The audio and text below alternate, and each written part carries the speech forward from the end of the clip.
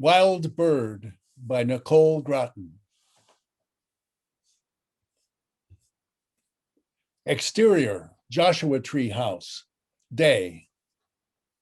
A shack of a house is smack in the middle of a desert wasteland.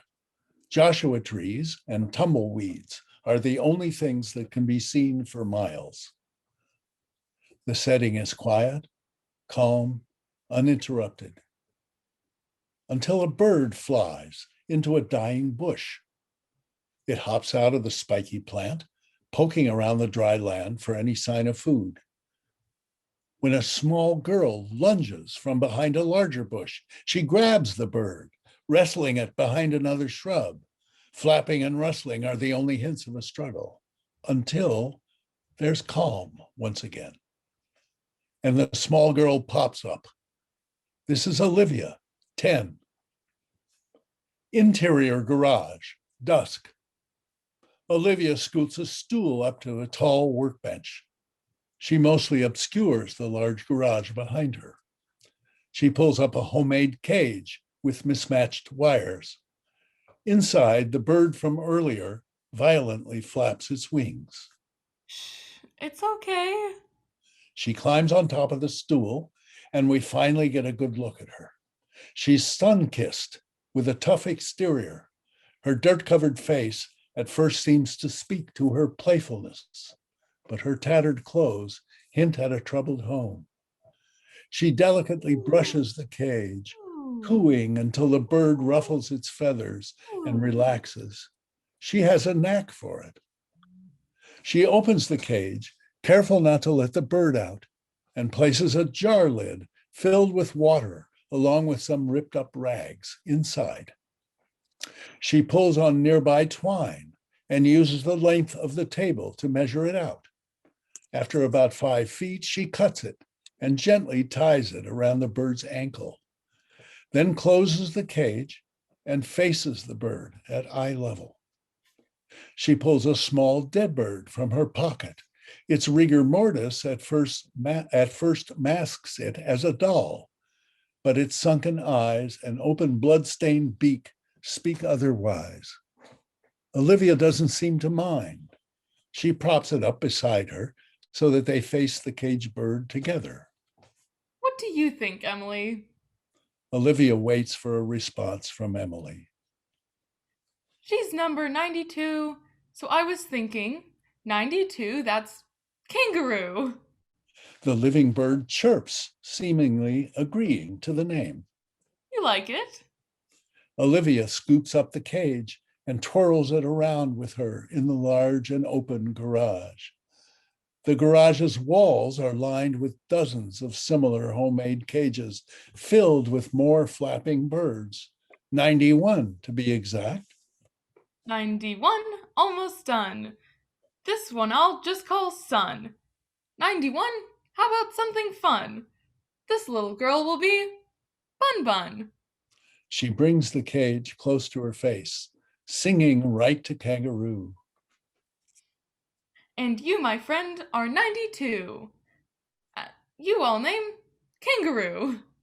She places kangaroo beside several other cages, some filled with birds and others still vacant. 93, 94, 95, 100.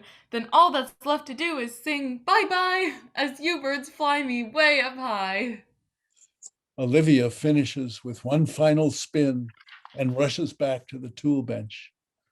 She climbs up, still humming along as she moves. She grabs a marker, revealing a giant drawing on the wall behind her. It shows a little girl being whisked away by dozens of birds on strings. She crawls on the table and adds another bird to the drawing, and next to it writes, number 92, kangaroo. She plops back down and checks out her handiwork and twirls again, unable to contain her glee. She grabs Emily. Let's get you some dinner. She skips toward the open door, but stops just at the exit. In a grand gesture, she turns and bows to her bird friends. Good night, guys. Then presses the clicker. She skips into the distance as the garage door closes into the darkness. Interior kitchen, night. Olivia stands on her tippy toes as she peeks over at a dirty and rusty sizzling skillet. She grabs some nearby carrot cuttings and tosses them into the pan. This space is a hoarder's paradise, with flies and bugs practically serving as roommates. The filthy walls and countertops have clearly not seen a cleaning product in years. Piles of trash fill the space, and carefully carved out pathways are the only things connecting the garbage-filled rooms. Interior living room, continuous. In the other room, Olivia's grandfather, 80s, reclines in a sinking chair while watching a static-filled television set. His shirt is stained, pants are ripped, and he clearly doesn't move much out of that old chair. They're gonna come. Just wait. They'll come. His eyes rock between the TV set and the wall behind it. He doesn't seem to notice as the television's picture goes in and out. This room is even worse than the kitchen. A path to the recliner and adjacent sunken sofa is the only thing that carves out the 5-foot-tall piles of trash that have taken over the space. Interior kitchen, continuous. Olivia sorts the mushy carrots between 2 plates. A cockroach rushes up to investigate, but Olivia brushes it away. Her eyes barely clear the countertop as she carefully balances the plates and walks into the other room. Interior living room, continuous. Olivia places 1 plate on a nearby TV tray and pulls it beside her grandfather. He adjusts the recliner back into a seated position while keeping his eyes glued to the TV. Thanks, Norma. It's Olivia, Grandpa. Norma was Grandma. Olivia doesn't skip a beat. She pulls over her own TV tray and sits behind him on the deteriorating couch. He eats with his hands like an animal, while Olivia picks up the carrots one by one, keeping a close watch on her grandfather.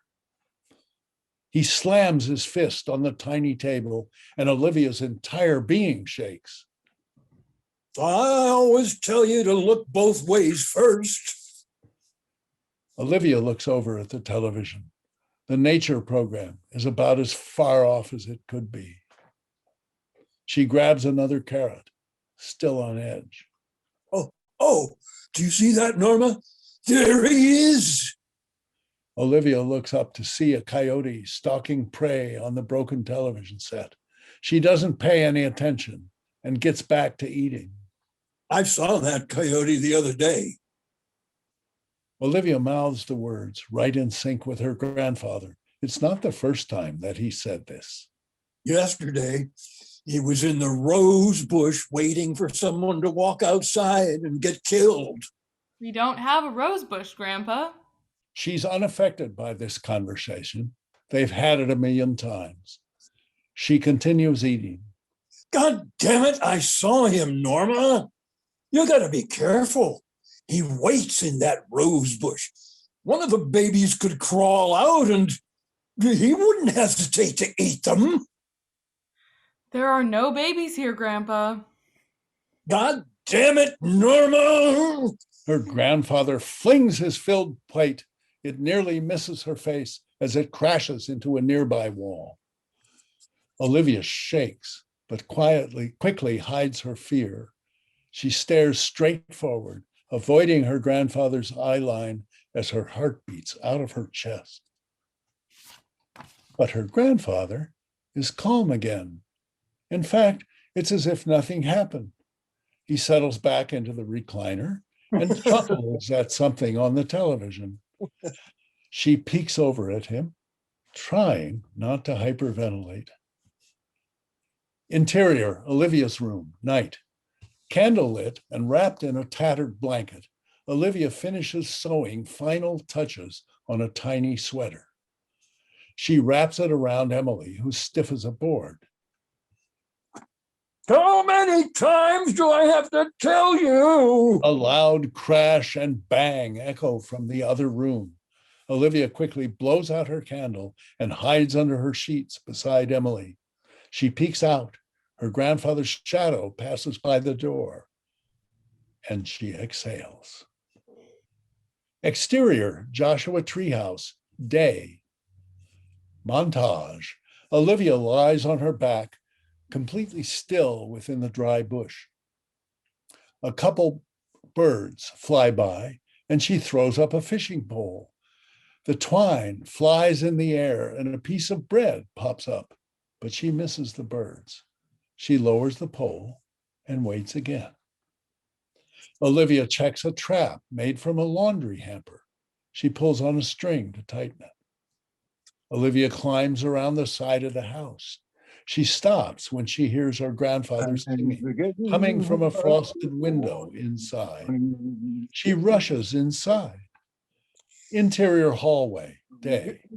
Olivia shoves her ear against the door at the end of the hallway. Her grandfather can still be heard singing on the other end. She waits patiently until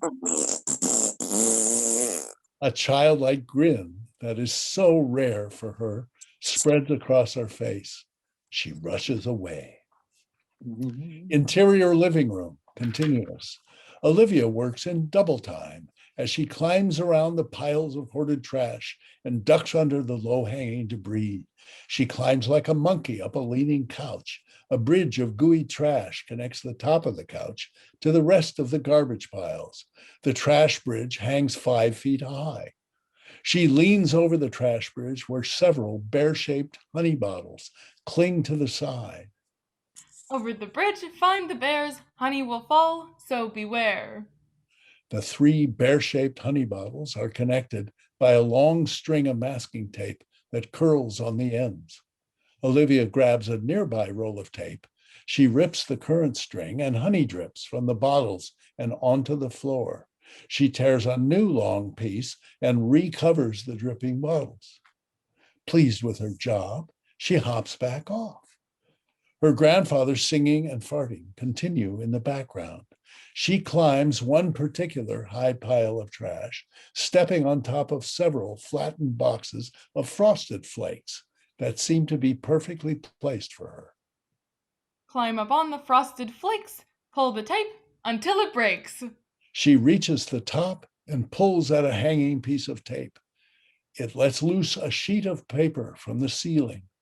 Releasing piles of colorful string, it flows down like a web and spreads wide, standing from floor to ceiling. Olivia jumps down and pulls at it, testing its strength. Flush. Olivia's eyes dart to the bathroom. Her grandfather's shadow moves under the door's crack. He's almost done. She gathers the string and quickly tucks it back within its paper case. Water runs in the bathroom, and Olivia panics as she gets everything back in place. The door opens, and Olivia is perfectly seated on the couch. She peeks back at her grandfather, who is clueless. She sits stiff as a board as he walks along the back of the couch. He looks around the room, almost suspicious. Olivia peeks over, keeping an eye on him while doing her best to face forward. Her grandfather swings his arm around, knocking over a tower of trash. Olivia jumps. God damn coyote! Trash flies in the air and topples to the floor. Olivia shakes, but does her best not to react. She closes her eyes tight, forcing herself still. Her grandfather sits back on his recliner and props his feet up. And Olivia finally exhales. Interior, Olivia's room, night. Olivia is again candlelit and playing with Emily on the floor. She brushes her stiff feathers back with a beaten brush. One feather pops out between the rough bristles. Olivia struggles to push the feather back in place. Bang! It must be her grandfather. Olivia blows out the candle and rushes into her bed and under the sheets. Whack! The door swings open and her grandfather barges inside. He's a stampede, arms swinging in every direction. Crash! Her grandfather knocks over a cup right next to her bed. Glass is spread across the floor. Olivia shakes as she holds the blanket tight over her. She peeks out. Where is he?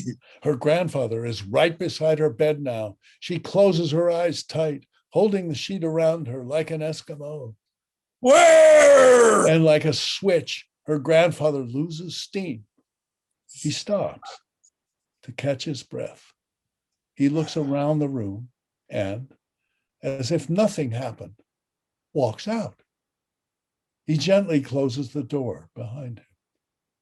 Olivia springs for her bed and rushes to the floor. She holds back her tears as she spots Emily, stepped on and splattered across the floor. Exterior, Joshua Treehouse, day.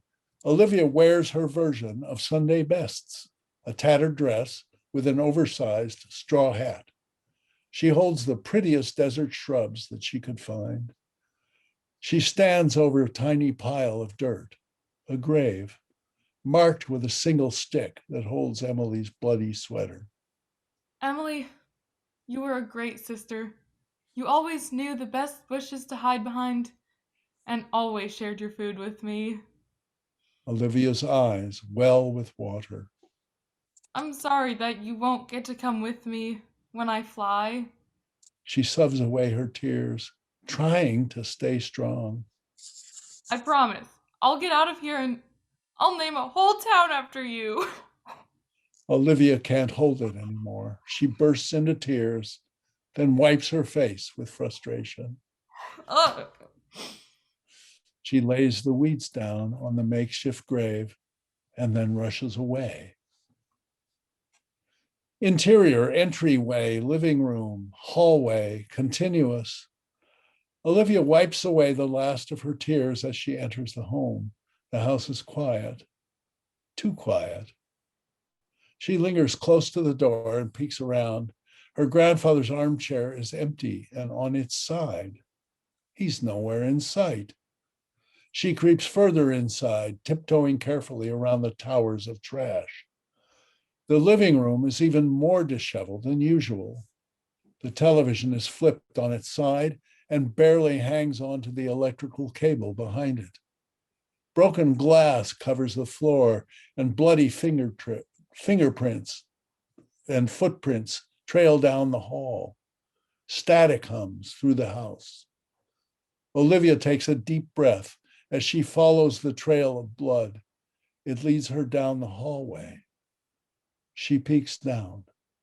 Her grandfather sits at the end of the long hallway, bloody. His head hangs low. Olivia takes a deep breath and readies herself. Her voice cracks. Grandpa? His head pops up.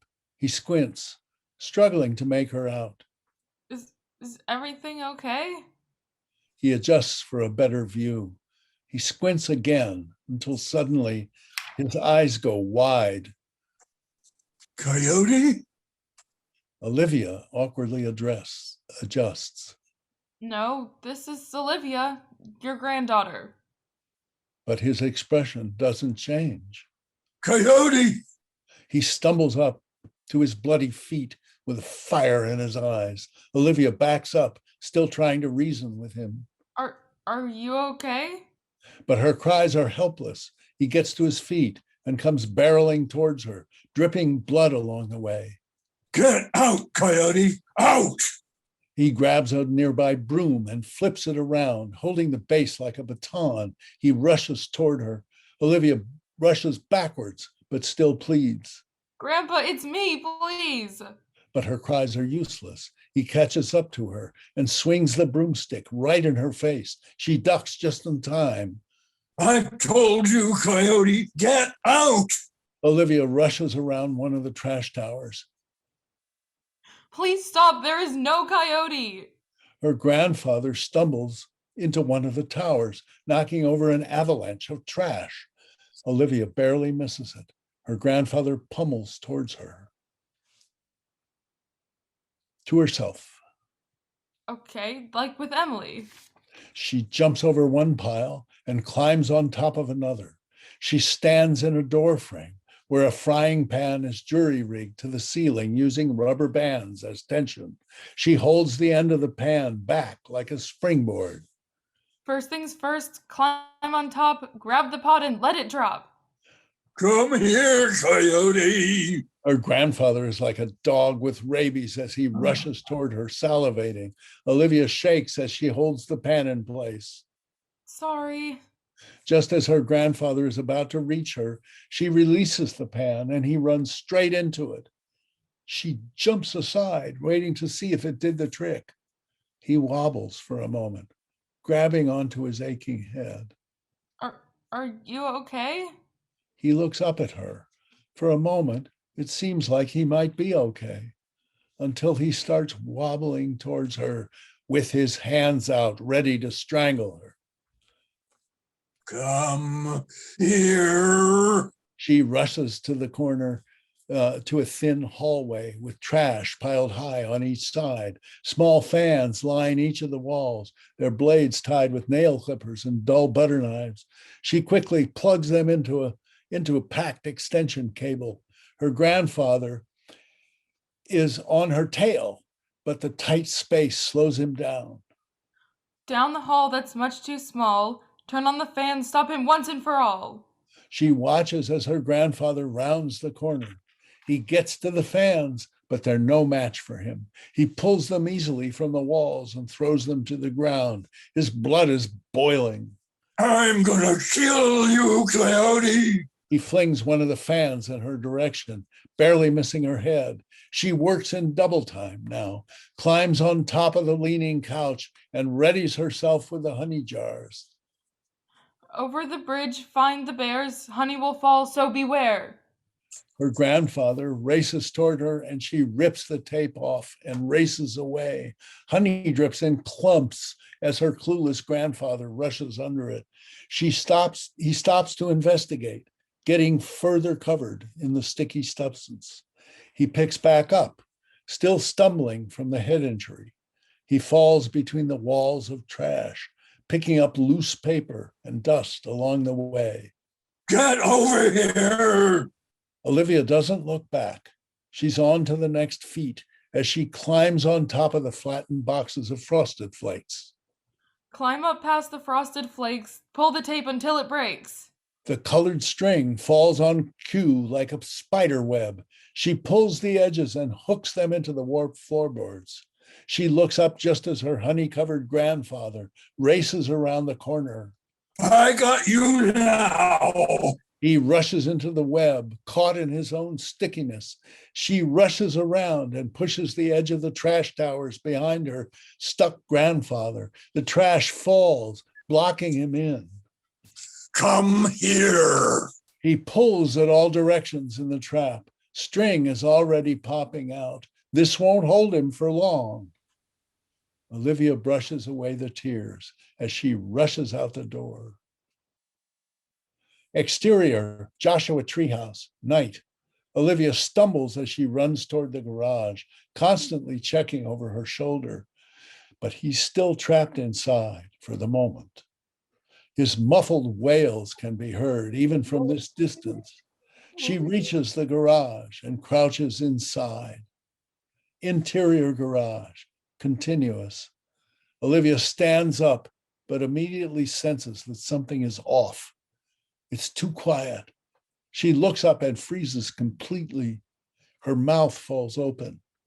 The vast garage is scattered with handmade cages, which are ripped and thrown around the spaces. Spare feathers and blood paint a gruesome scene. Olivia's eyes well with water as they take the space in. Surrounded by the devastation, in the middle of the garage stands a coyote, bright white amongst the dark and bloody scene. It tears into its latest victim. Crack. It rips a piece of a bird from its corpse. It seems to be the last of the birds. Olivia can't help but break into tears. She catches herself and covers her mouth just as the coyote perks up. It looks directly at her. And for a moment, they share a look, almost an understanding.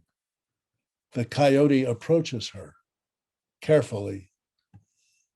Olivia lowers herself to meet him, standing strong in the face of fear. She has nothing to lose. The coyote is close, only a few feet away, when it stops. And the two again share a moment. Olivia's eyes well with tears. Slam! The front door slams in the background, and the coyote rushes away. I got you now, coyote! Come and face me like a man! Olivia looks back at the garage with complete exhaustion. She falls to her knees. Cut to black.